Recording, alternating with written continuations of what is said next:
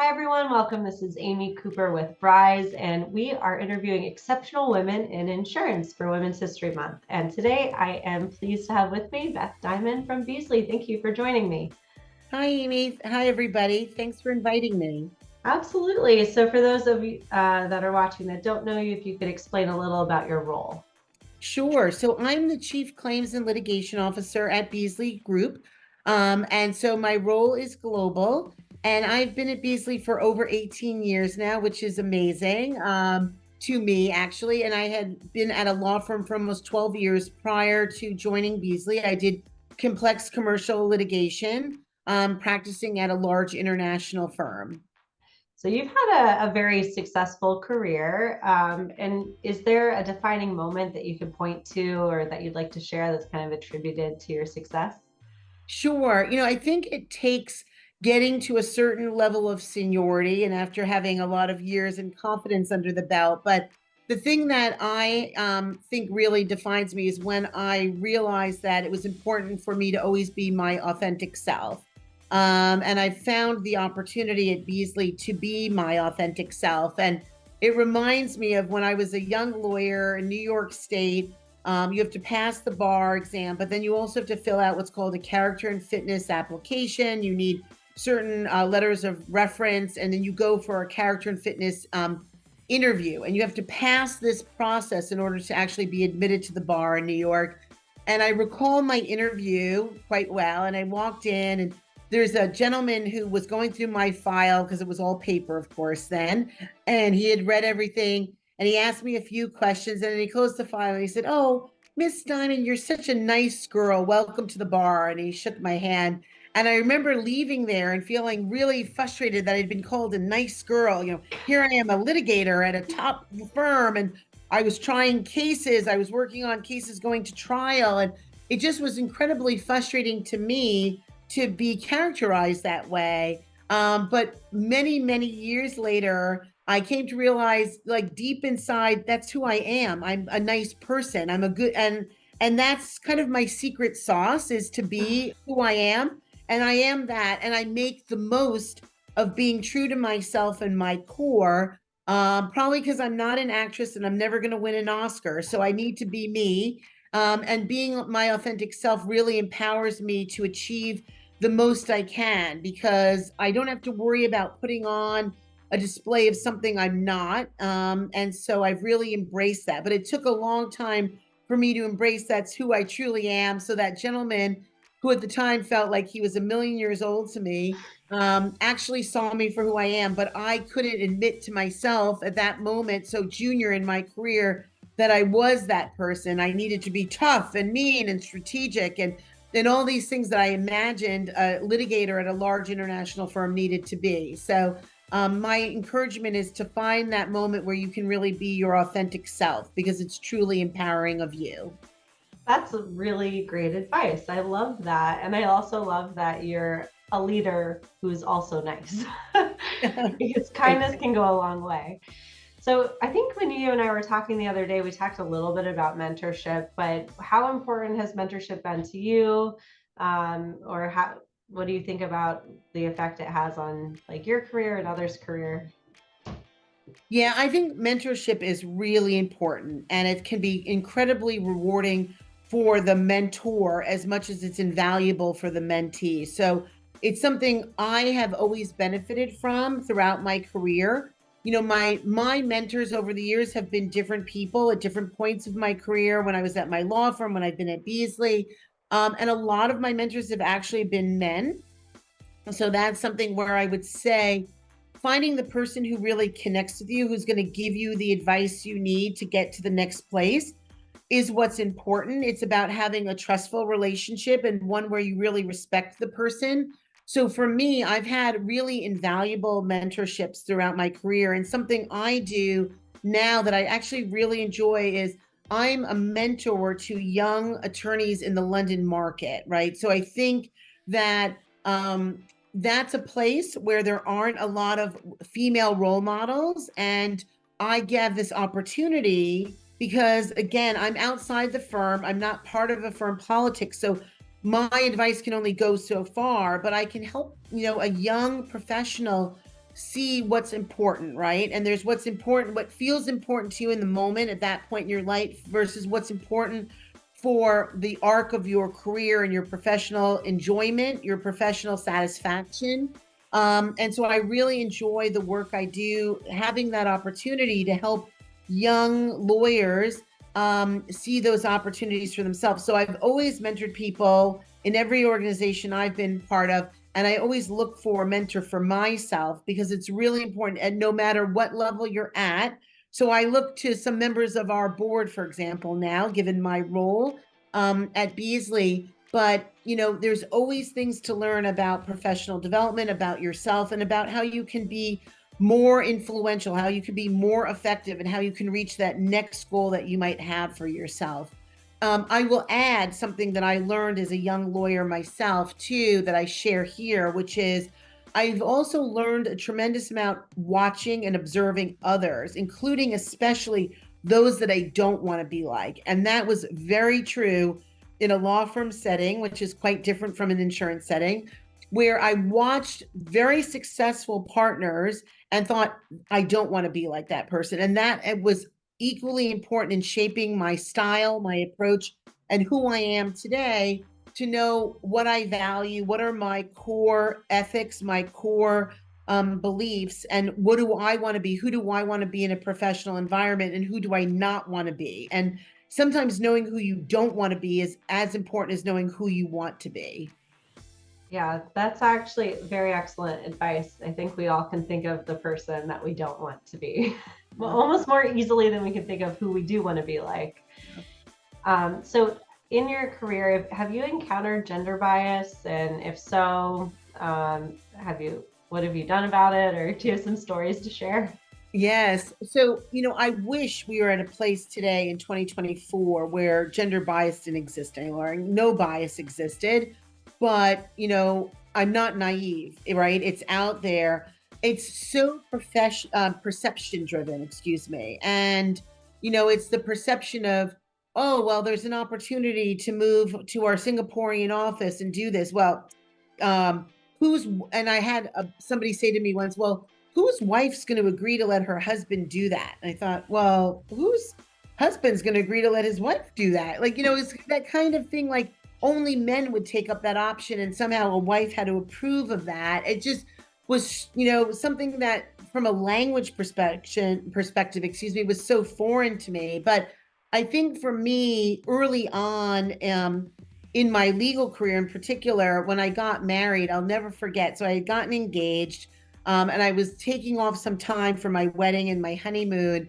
And there was a partner I worked with, and he came into my office and he looked at me and goes, such a shame. You had so much potential. And he just Uh, walked out.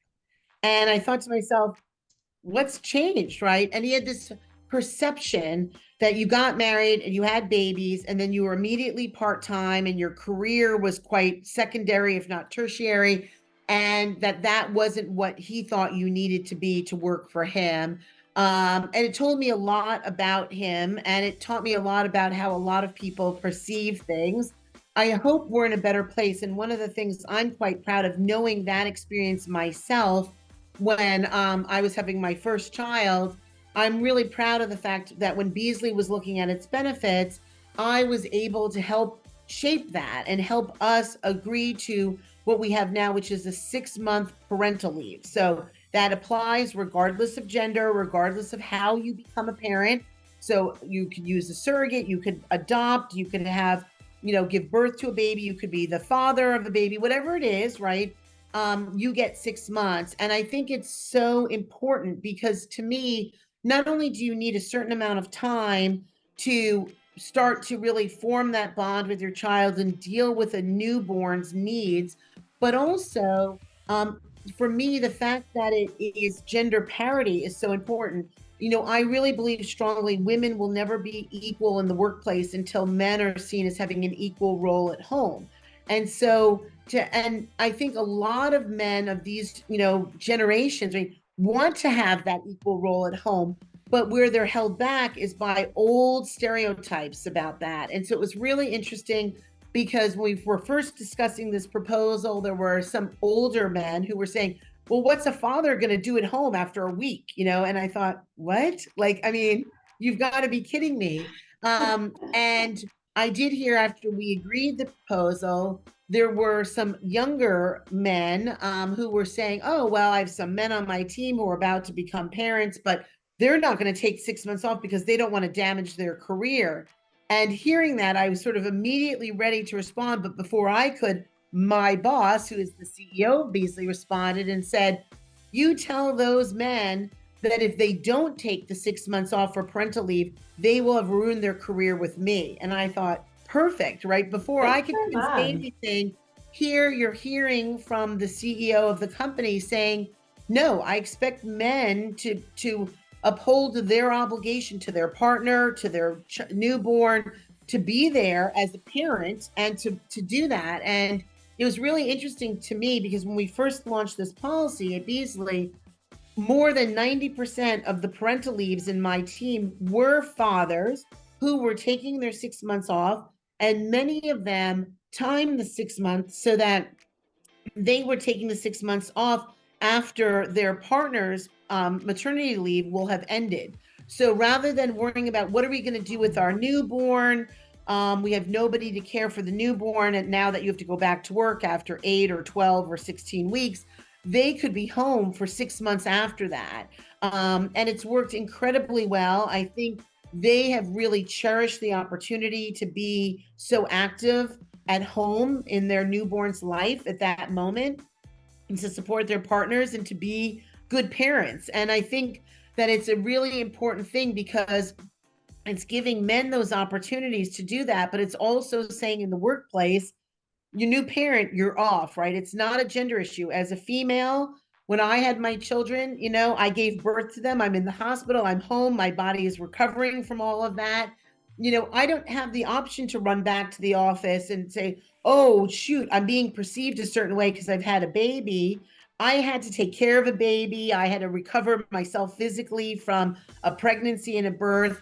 And it's really, I think, refreshing that now men are having an equal role and saying, no, I need to be home. I need to be home to take care of my partner, to support my partner.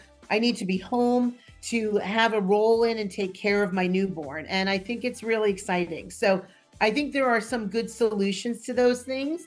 I'll share another thing where, I've had throughout my career, including, quite recently, where oftentimes people will say something that you're like, ugh, and you're in a business setting and you're thinking, what do you do? And my advice that I've shared many times to people is to politely excuse yourself, right? This is a business setting.